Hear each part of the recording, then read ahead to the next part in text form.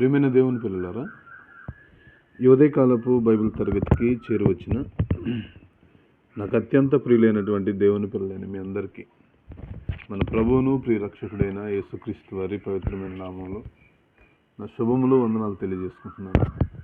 పిల్లరా, ఒక విశేషమైనటువంటి ఆలోచనాత్మకమైనటువంటి పాఠాన్ని కొద్ది నిమిషాలు లేఖనాలలో నుండి మనం అందరం కూడా ఆలోచన చేద్దాం. దయచేసి వింటున్న మీరందరూ కూడా శ్రద్ధ కలిగి చెప్పబడుతున్న ప్రతి మాట దేవుని మాటగా భావించి వినాలని మనస్ఫూర్తిగా కోరుకుంటున్నాను. పిల్లరా, మరణించిన వారు ప్రేతాత్మలై తిరిగి భూమి మీదకు వస్తారా? మరలా చెప్తాను. మరణించిన వారు అంటే చనిపోయిన వారు తిరిగి ప్రేతాత్మలుగా మారి ఈ భూమి మీదకు వస్తారా అనేటువంటి ఒక అంశాన్ని మనం ఇప్పుడు ఆలోచించబోతున్నాం. పిల్లరా, వాస్తవానికి ఇది సుమారు ఒక 3-4 గంటల చెబితే కానీ మీకు దాని మీద ఒక పూర్తి వివరణ అనేది రాదు. సుమారు 3-4 గంటల సేపు మాట్లాడాలి. కానీ మనకున్న సమయం తక్కువ కనుక ఈ తక్కువ సమయంలోనే నేను మీకు దీని పూర్తి వివరణ అంటే క్లుప్తంగానైనా దీని మీద మీకు ఒక అవగాహనను కల్పించే ప్రయత్నం నేను చేస్తాను. దయచేసి జాగ్రత్తగా వినాలని ప్రేమతో తెలియజేస్తున్నాను. ప్రియమైన దేవుని పిల్లలారా, ఈరోజు ఈ భూమి మీద మనుషులందరూ కూడా కంటికి కనిపించని దానిని గురించి ఎక్కువగా మాట్లాడుకోవడానికి ఇష్టపడుతుంటారు. కంటికి కనిపించని దాన్ని. ఏం కనిపించదు కంటికి? ఏమంటే మరణించిన తర్వాత మనిషి ఏమవుతాడనేది ఈ భూమి మీద కంటికి కనిపించదు. కనిపిస్తుందా? కనిపించదు. కనిపించకపోయినా సరే మనుషులు మాట్లాడుతుంటారు. మనుషులు మాట్లాడుతుంటారు ఏమని? మరణించిన తర్వాత అండి ఆత్మ ఎక్కడికి వెళ్ళదు.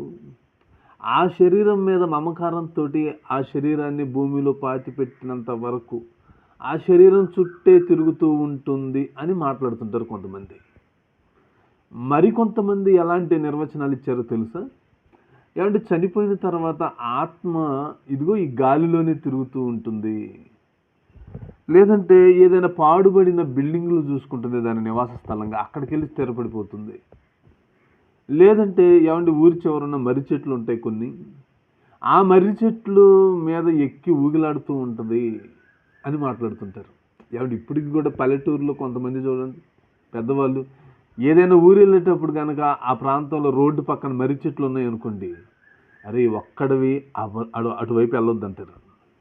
ఒక్కడవి మీరు ఒక్కళ్ళు అటువైపు వెళ్ళకండి, ఎందుకు? ఆడ మర్రి చెట్లు ఉన్నాయి అంటారు. ఏమవుతుంది మర్రి చెట్లు ఉంటే?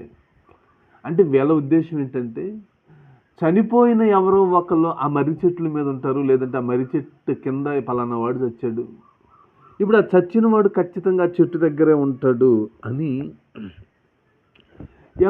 వీటిని ఎటువంటి అపోహలతో ఈరోజు మనుషులు బ్రతుకుతున్నారు. అంతేనా? ఇంకొంతమంది సినిమాలు కూడా తీశారు. ఏమని? చనిపోయిన తర్వాత మనిషి ఇలానే ఉంటుంది. ఎలా? ఇదో ఒక తెల్ల చీర కట్టుకుంటుంది, మల్లెపూలు పెట్టుకుంటుంది, కాళ్ళు 2 వెనక్కి ఉంటాయి. కాళ్ళు 2 వెనక్కి ఉంటాయి, జుట్టు విరబోసుకొని ఉంటుంది. ఒక విషయం చెప్పమంటారా మీకు? మల్లెపూలు ఎవరు పెట్టుకుంటారు చెప్పండి? సహజంగా స్త్రీలు పెట్టుకుంటారు. చీరలు ఎవరు కట్టుకుంటారు చెప్పండి? అది కూడా స్త్రీలే కట్టుకుంటారు. అంటే వీళ్ళ ఉద్దేశం ప్రకారం చనిపోయి దెయ్యాలుగా మారేది ఎవరో కాదు, ఇదిగో ఈ స్త్రీలే. ఎందుకంటే ఏ సినిమాలు చూపించినా, ఏ నాటికలు చూసినా దెయ్యాల పాత్రలు పోషించేది ఎక్కువగా ఎవరంటే స్త్రీలే. స్త్రీలే.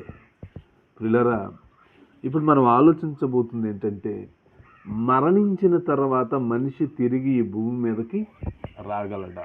అది ఆలోచించాలి. మరణించిన తర్వాత ఈ మనిషి తిరిగి భూమి మీదకి, అది కూడా ఒక ప్రేతాత్మగా మారి వస్తాడా అంటే దానికి బైబిల్ ఏం చెబుతుందో కొన్ని వచనాలను దేవుడు ఎలాంటి మాటలను మనల్ని బలపరచడానికి రాశాడు. నిజంగా మనం ఆయనలో నుండి తప్పిపోకుండా మనల్ని బలపరచడానికి ఆత్మీయంగా మనల్ని స్థిరపరచడానికి ఎటువంటి మాటలు ఆయన రాశాడు. నిజంగా ఆయనే చెప్పాలండి. ఎందుకంటే ఒక మనిషిని పుట్టించి ఈ లోకానికి పంపించింది దేవుడే. దేవుడే దాని గురించి చెప్పాలి. ఏ ఆత్మైనా తిరిగి వస్తుందా లేదా అనే విషయాన్ని ఎవరు కన్ఫర్మ్ చేయాలి? దేవుడే చేయాలి. అందుకే ఆయన ఏమంటున్నాడో ఒక్కసారి బైబిల్ విప్పి చూడండి. ప్రసంగి గ్రంథం 10వ అధ్యాయము 14వ వచనాన్ని జాగ్రత్తగా చూడండి. అందరూ తీయండి, బైబిల్ తీయండి. ప్రసంగి గ్రంథం 10వ అధ్యాయము 14వ వచనంలో ఏమని మాట్లాడుతున్నారో జాగ్రత్తగా మీరు అక్కడ చూడాలండి. నేను చదువుతున్నాను, మీరు అందరూ కూడా జాగ్రత్తగా బైబిల్ చూడండి. కలగబోవునది ఏదో మనుష్యులు ఎరుగకయుండినను బుద్ధిహీనులు విస్తారంగా మాట్లాడుదురు. నరుడు చనిపోయిన తర్వాత ఏమి జరుగునో ఎవరు తెలియజేతురు. చూసారా? జరగబోయేది ఏదో మనుషులకు తెలియకపోయినా వీళ్ళు ఎలా మాట్లాడతారట? విస్తారంగా మాట్లాడుకుంటారట. అలాంటి వాళ్ళని ఏమన్నాడు తెలుసు దేవుడు? బుద్ధిహీనుడు అన్నాడు. బుద్ధిహీనుడు. ఏమంటే జరగబోవునది అంటే భవిష్యత్తు అండి. భవిష్యత్తు అంటే ఒక మనిషి చనిపోయిన తర్వాత ఏం జరుగుతుందో అన్నది భవిష్యత్తు అయితే, ఆ భవిష్యత్తు మనిషికి తెలియకపోయిన వీడు ఎలాంటి వాడు అంటే బుద్ధిహీనంగా విస్తారంగా వాడు నోటికి వచ్చినట్టు మాట్లాడుతూ ఉంటారట. అందుకేమంటున్నాడు? నరుడు చనిపోయిన తర్వాత ఏం జరుగుతుందో ఎవరు తెలియజేస్తారు అంటే అదొక సీక్రెట్గా ఉండిపోయిందండి ఆ కాలానికి. ప్రసంగి గారు ఈ మాట రాసే కాలానికి ఎవరు తెలియజేస్తారు అంటే ఏదో జరుగుతుందా? మనిషి చనిపోయిన తర్వాత ఏదో జరుగుతుంది. శరీరాన్ని ఆత్మ విడిచిపోయిన తర్వాత ఇంకేదో ఏం జరుగుతుంది అన్నదంటే జరిగేది ఏదో ఒకటి ఉందండి. జరిగేది ఏదో ఒకటి ఉంది. అది ఎవరు తెలియజేస్తారు? ఎవరు తెలియజేస్తారు అని అడుగుతున్నాడు పిల్లరా. అలాగే 6వ అధ్యాయము 12వ వచనం కూడా చూడండి. అదే ప్రసంగి గ్రంథం 6వ అధ్యాయము 12వ వచనంలో దేవుడు ఏమని మాట్లాడుతున్నాడు చూడండి జాగ్రత్తగా. 6వ అధ్యాయము ప్రసంగి గ్రంథం 12వ వచనంలో ఏమంటున్నాడో జాగ్రత్తగా చూడాలి. ఏమండి? నీడవలే తమ దినములన్నీ వ్యర్థముగా గడుపుకొను మనుష్యుల బ్రతుకునందు వారికి ఏది క్షేమకరమైనదో ఎవరికి తెలియను. వారు పోయిన తర్వాత ఏమి సంభవించునో వారితో ఎవరు చెప్పగలరు అంటున్నాడండి. ఏమండి? వారు పోయిన తర్వాత ఏం సంభవించునో ఎవరు తెలియజేస్తారు అంటే, ఒక మనిషి పోయిన తర్వాత, చనిపోయిన తర్వాత, శరీరాన్ని విడిచిపెట్టి వెళ్ళిపోయిన తర్వాత ఏదో ఒకటి జరగబోతుంది. ఆ జరగబోయేది ఏదో మనుషులకి తెలియదు అంటున్నాడు. ఎవరు తెలియజేస్తారు? ఎవరు తెలియజేస్తారు? ప్రియమైన దేవుని పిల్లలరా, ఏమండి అసలు ఎవరు తెలియజేస్తారు? ఏదో జరగబోయేదని ఎవరు తెలియజేస్తారు అంటే, నువ్వేంటి గాలి కలిసిపోయింది అంటున్నావు, నువ్వేంటి మర్రి చెట్లు ఎక్కింది అంటున్నావు, నువ్వేంటి శ్మశానంలో ఉంటుంది అంటున్నావు, నువ్వేంటి ఇంకెక్కడెక్కడో తిరుగుతుంది అంటున్నావు, నువ్వేంటి పలానా వాళ్ళకి పెట్టింది అంటున్నావు. అసలు ఏం జరుగుతుంది అన్నది సస్పెన్స్ అన్నాడండి. ఎవరు తెలియజేస్తారన్న అంటున్నాడంటే ఆ టయానికి అది కూడా తెలియదు వాళ్ళకి. అందుకే ఏమండి ఈరోజు మీరు గమనించినట్లయితే హాస్పిటల్స్లో చాలామంది చనిపోతూ ఉంటారండి. చనిపోతూ ఉంటారు. అప్పటి వరకు ట్రీట్మెంట్ చేస్తుంటారు డాక్టర్ గారు. ఏమంటే డాక్టర్ గారు ట్రీట్మెంట్ చేస్తున్నటువంటి ఆ డాక్టర్ గారి చేతుల్లోనే ఎంతోమంది ప్రాణాలు కోల్పోతూ ఉంటారు. ఏమంటే అలా ప్రాణాలు కోల్పోయినప్పుడు ఏ డాక్టర్ అయినా ఇదిగో పలానా సుబ్బారావు చనిపోయాడు, ఆ సుబ్బారావు ఆత్మ అలా పైకి లేచి గాలిలో కలిసిపోవడం నేను చూశానని స్టేట్మెంట్ ఇచ్చాడు మీకు? ఏమంటే ఏ పేపర్లో అయినా పడిందో? ఏమంటే ఎవరైనా చెప్పారా? పైగా ఏమంటే ఏమంటే గత జన్మలో కనుక పాపం చేసి ఉంటేనట ఈ జన్మలో పిల్లిగానో నక్కగానో జంతువులుగానో పుట్టామంట మనం. పోనీ ఈ జన్మలో పాపం చేస్తేనట వచ్చే జన్మలో ఎలా పుడతామంట? ఏ పిల్లిగానో నక్కలుగానో కుక్కలుగానో. ఏమంటే ఒక మాట చెప్పమంటారా? ఇప్పుడు ఈ ప్రపంచంలో మనుషుల సంఖ్య కంటే జీవరాశుల సంఖ్య ఎక్కువగా ఉంది. మనుషుల సంఖ్య కంటే జీవరాశుల సంఖ్య మనకి ఎక్కువగా ఉందండి. ఎక్కువగా ఉంది అంటే ఎక్కువగా ఉందంటే వీళ్ళందరూ కూడా ఎవరు? గత జన్మలో పాపాలు చేసి ఇప్పుడు జంతువులుగా పుట్టిన వాళ్ళ అలా అనుకోవాలా? లేదండి. ప్రియమైనదే, భూమి మీద మనుషులకు ఒక్క జన్మ మాత్రమే ఉంది. ఒక్క జన్మేనండి. గత జన్మలు 7 జన్మలు ఇవన్నీ లేవండి. ఇవన్నీ ఒకటి ట్రాష్ అబద్ధాలు. ఇవన్నీ ఉన్న ఒక్క జన్మలోనే దేవుని కోసం బ్రతకక జీవితాన్ని ఆయనకి ఇవ్వక ఎందుకు పుట్టామో అర్థం కాక చాలామంది అయోమయ పరిస్థితుల్లోనికి వెళ్ళి అర్ధాంతరంగా చనిపోతున్నారు మధ్యలోనే సూసైడ్లు చేసుకొని. ఇది ఒక్క జన్మలోనే ఈ జీవిత పరమార్థం తెలియక మనిషి చచ్చిపోతుంటే ఇంక 7 జన్మలు ఇస్తే ఏం వెలగబెడతారు మనిషి? ఏం ఉద్ధరిస్తారు చెప్పండి? ఉన్న ఒక్క జన్మలోనే దేవుని కోసం బ్రతకకపోతుంటే నీకు ఇంకా 6 జన్మలు ఇచ్చి ఏం చేయాలి ఆయన? కనుక ప్రియమైన దేవుని పిల్లలారా, మనిషికి ఒక్క జన్మే. అందుకే నరుడు చనిపోయిన తర్వాత ఏం జరుగుతుందో ఎవరికి తెలియదన్నారు. ఓకేనా? నిజంగా మరణించిన వారు ప్రేతాత్మల ఈ భూమి మీదకి వస్తారా అని బైబిల్ని బట్టి ఆలోచిస్తే యోబు గారు ఒక అద్భుతమైన స్టేట్మెంట్ రాశాడండి బైబిల్లో. ఒక అద్భుతమైనటువంటి ఒక మంచి మాటని యోబు గారు రాశారు. ఒక్కసారి ఆ మాట కూడా చూద్దామా? యోబు గ్రంథం 7వ అధ్యాయము, యోబు గ్రంథం 7వ అధ్యాయము 8వ వచనం నుండి జాగ్రత్తగా చూడాలండి. యోబు గ్రంథం యోబు గ్రంథం 7వ అధ్యాయము 8వ వచనం నుండి జాగ్రత్తగా చదువుతున్నాను. జాగ్రత్తగా చూడండి. 8వ వచనం. నన్ను చూసువారి కన్ను ఇక మీదట నన్ను చూడదు, నీ కన్నులు నా తట్టు చూసును గాని నేను ఉండకపోదును. మేఘము విడిపోయి అదృశ్యమగునట్లు పాతాళమునకు దిగిపోయిన వాడు మరి ఎప్పుడును రాడు అన్నాడు. చూడండి, ఒక్కసారి మరణించిన తర్వాత ఆత్మ పాతాళానికి వెళ్ళిపోతుంది. ఎవరి ఆత్మ అయినా సరే, నీతిమంతుల ఆత్మలైనా అనీతిమంతుల ఆత్మలైనా, దేవుని కోసం బ్రతికిన వాడి ఆత్మైనా, దేవుని కొరకు బ్రతకని వాడి ఆత్మైనా, ఒక్క క్షణంలోనే ఏం జరుగుతుందట? మేఘము విడిపోయి అదృశ్యమగునట్లు పాతాళమునకు దిగిపోయిన వాడు మరి ఎప్పటికీ రాడు, అతడు ఇక ఎన్నడను తన ఇంటికి రాడను. చూడండి, తన ఇంటికి రాడు, అతని స్థలము అతన్ని మరలా ఎరుగదు అంటున్నాడు. ఒక్కసారి చనిపోయి పాతాళానికి వెళ్ళిన వాడు ఇక మరలా తిరిగి రాడంటున్నాడండి. తిరిగి రాడట.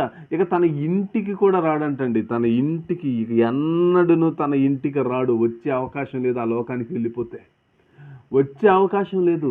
మరి దేవుడు ఇటువంటి గొప్ప మాటలు రాస్తే నువ్వేంటి? ఇంటి మీద మమకారంతో ఆ ఇంటి చుట్టే తిరుగుతూ ఉంటుందండి. ఆ ఇంట్లో రాత్రిపూట గజ్జల సౌండ్లు వినబడుతుంటాయండి. ఎక్కడ విన్నావు నువ్వు? ఏ సినిమాలు చూసావు నువ్వు? గజ్జల సౌండ్లు వినబడుతున్నాయి. ఎక్కడ వినబడుతున్నాయి నీకు? ఎక్కడ వినబడుతున్నాయి? దేవుడేంటి మరి ఎలా రాస్తున్నాడు? ఇప్పుడు నువ్వు నిజం చెబుతున్నావు, దేవుడు నిజం చెబుతున్నాడా? నువ్వు చెప్పింది నిజమైతే దేవుడు అబద్ధం చెప్పాలి. మరి మనలాగా అబద్ధం ఆడడానికి ఆయన నరుడు కాదు, దేవుడు అండి. సాక్షాత్తు లోకాలను కలిగించిన వాడు. నీకు అబద్ధం చెప్పవలసిన అవసరం ఆయనకేంటి? ఉన్న నిజమే చెబుతాడు. నువ్వు నమ్మకపో. ఇక పాతాళానికి వెళ్ళిన వాడు ఇంకెప్పటికీ రాడంటండి. మరణించి వెళ్ళిపోయిన వాడికి ఎప్పటికీ భూమి మీదకి వచ్చే అవకాశం కూడా లేదు. అది కూడా మీ అందరికీ తెలుసు. ఎంతసేపట్లో వెళ్ళిపోతాడట? వారు శ్రేయస్సు కలిగి భూమి మీద తమ దినములు గడుపుదురు, ఒక్క క్షణములోనే పాతాళానికి వెళ్ళిపోవాలి. మరణించిన వాళ్ళు ఏదో కాసేపు ఆ శవం చుట్టూ తిరిగి నా వాళ్ళు నా గురించి ఏడుస్తున్నారో లేదో, చూసుకుంటాను, నా బంధువులు వచ్చారో లేదో, చివరిగా నా భార్యను చూసుకుంటాను, చివరిగా నా పిల్లలను చూసుకుంటాను, చివరిగా నా కుటుంబం మొత్తాన్ని ఒకసారి చూసుకుంటాను అనుకోవడానికి కూడా లేదండి. అనుకోవడానికి కూడా లేదు. నువ్వు నీ శరీరంలో నుండి ఆత్మల బయటకు వచ్చి రాకతాలకి వచ్చిందా వెంటనే పాతాళం పట్టేసుకుంటుంది. ఒక్క క్షణంలో నువ్వు వెళ్ళిపోవాలి. అది బైబిల్ చెబుతుంది. నమ్ముతావా బైబిల్ని? బైబిల్ నమ్ముతారా? ఒక్క క్షణంలోనే వెళ్ళిపోవాలండి. ఒక్క క్షణమే. క్షణం అంటే ఎంతసేపు చెప్పండి? నువ్వు కనురెప్పపాటు అంతే. నువ్వు కనురెప్ప కొట్టి అలా తెరిసేలోపు నీ ఆత్మ మరో లోకంలోకి వెళ్ళిపోతుంది. అది దేవుడు ఆత్మలకు పెట్టినటువంటి ఒక రూల్ అండి, ఒక కట్టడండి. అది ఒక కట్టడి పెట్టాడు. ఒక్క క్షణంలోనే పాతాళానికి దిగిపోవాలి. ప్రియమైన దేవుని పిల్లలారా, ఒక్క క్షణంలోనే పాతాళానికి దిగిపోవాలన్నాడండి. యోబు గ్రంథం 21వ అధ్యాయం 13వ వచనంలో ఉంటుందన్నమాట. వారు శ్రేయస్సు కలిగి తమ దినములు గడుపుదురు, ఒక్క క్షణంలోనే పాతాళానికి వెళ్ళిపోతారు. అసలు ఒక్క క్షణంలోనే పాతాళానికి వెళ్ళిపోతే ఇంకెక్కడ నువ్వు ప్రేతాత్మలై భూమి మీదకి ఎలాగండి వస్తారు? ప్రేతాత్మలై ఇక భూమి మీదకి ఎలా వస్తారు? మనిషి ఎలా వస్తాడు చెప్పండి? అలాగే ప్రసంగి గ్రంథం 9వ అధ్యాయం 6వ వచనం కూడా చూడండి ప్రియమైన దేవుని పిల్లలారా. అక్కడ కూడా ఎలాంటి మాటలు మాట్లాడుతున్నాడో చూడండి. ప్రసంగి గ్రంథం 9వ అధ్యాయము 6వ వచనంలో కూడా చూడండి ఏమంటున్నాడు. 5వ వచనం నుండి చదువుతానండి, బాగుంటుంది. 5వ వచనం కూడా 5వ వచనం నుండి చదువుతాను. బ్రతికియుండువారు తాము చత్తురని ఎరుగుదురు. ఏమంటే బ్రతికున్న మనకి ఏముంది? మరణం అనేది ఒకటి ఉందని మనకు తెలుసా తెలీదా? తెలుసు, అదే చెబుతున్నాడు. బ్రతికియుండువారు తాము చత్తురని ఎరుగుదురు, అయితే చచ్చిన వారు ఏమీ ఎరుగరు అన్నాడు. చూడండి, చచ్చిపోయిన వాడికి ఏమీ ఎరుగరు, వారి పేరు మరవబడి ఉన్నది, వారికి ఏ లాభమును కలుగదు, వారికి ప్రేమింపరు, పగబెట్టుకొనరు, అసూయపడరు, సూర్యుని క్రింద జరుగు వాటిలో దేని యందును వారికి ఎప్పటికీ నీ వంతు లేదు అంటున్నాడు. చూడండి, సూర్యుడు ఎక్కడున్నాడు? మన పైనే కదా ఉన్నాడు. మన పైన ఉన్న సూర్యుడి క్రింద అంటే ఈ భూమి మీద జరిగే దేనిలో కూడా వాళ్ళకి ఇంకేం లేదట, వంతు లేదు అన్నాడు. ఏమండి,